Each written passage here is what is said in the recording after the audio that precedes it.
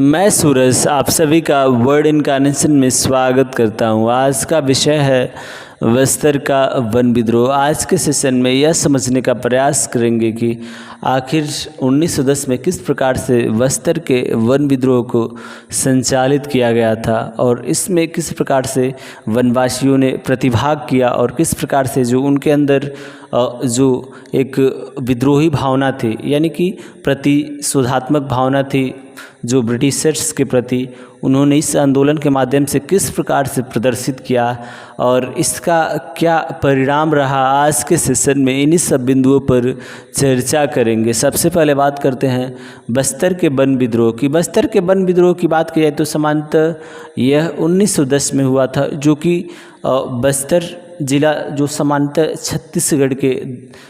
छत्तीसगढ़ का सबसे दक्षिणी जिला है और इस ज़िले में जो भी वन क्षेत्र थे उसमें जो भी जनजातीय लोग रहते थे, उन्होंने इस वन विद्रोह का संचालन किया था। और इसका सबसे प्रमुख कारण यही था कि जो भी ब्रिटिश ऑफिशियल्स थे, जो भी वन अधिनियम बनाए गए थे जो कि पूर्णतः वनवासियों के खिलाफ थे, उनको संचालन करते थे, जिससे तमाम तरीके की परेशानियां जो भी बस्तर के वनों में रहते थे वनवासी उनको होती थी। इसी के परिप्रेक्ष्य में उन्होंने या इन नीतियों के खिलाफ उन्होंने एक विद्रोह किया, जिसको बस्तर का वन विद्रोह बोला गया। अब बात करते हैं वन आरक्षण।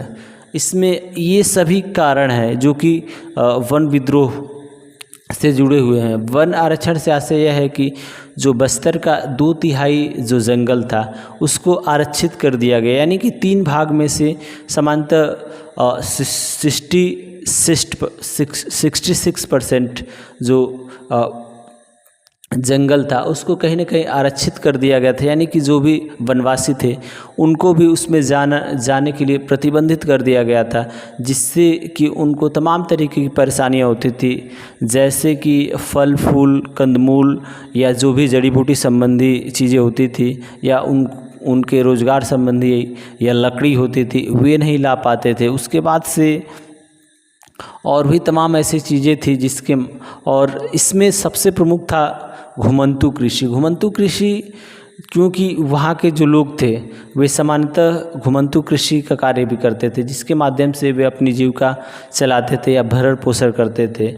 और जब यह नियम इस्टेब्लिश हो गया या लागू हो गया ब्रिटिशर्स द्वारा, इन्होंने इस्टेब्लिश कर दिया गया कि इतना जो जंगली क्षेत्र है इस पर पूरी तरीके से प्रतिबंध है किसी को आना, जिसके माध्यम से अब तमाम तरीके की परेशानियों का सामना वनवासियों को करना पड़ रहा था।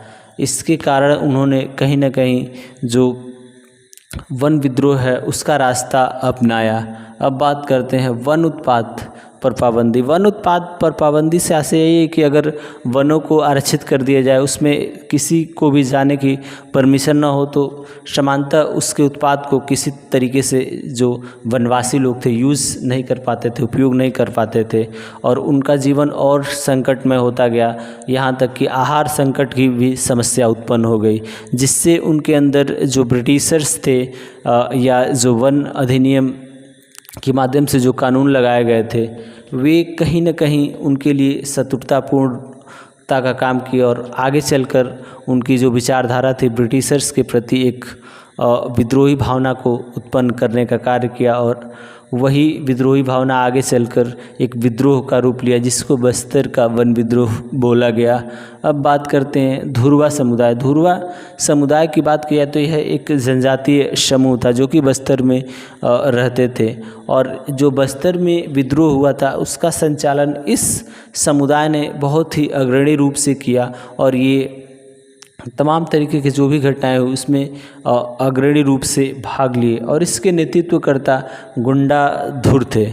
और इसमें एक इंटरेस्टिंग और बात रही कि जो भी हथियार थे इसमें समानतः जो जनजातीय लोग थे उन्होंने तीर धनुष, उसके बाद से जो आम के जो डाली होती हैं पतली पतली उनका उपयोग किया। उसके बाद से उन्होंने लाल मिर्च का पाउडर बनाया, उसके माध्यम से उन्होंने इस युद्ध में पार्टिसिपेट किया, और जो ढेला होता है मिट्टी का टुकड़ा, उसके माध्यम से, यानी कि यह पूर्णतः जो इनके पास संसाधन था सभी प्राकृतिक संसाधन थे, और जितना हो सके इन्होंने इस विद्रोह को प्रबलता से लड़ने का प्रयास किया। और इसके परिणाम स्वरूप तमाम तरीके की जो भी सख्त नीतियाँ थी वन अधिनियम के माध्यम से, उसको कहीं ना कहीं उसमें ढील दी गई और वनवासियों को कुछ हद तक मदद दी गई। धन्यवाद।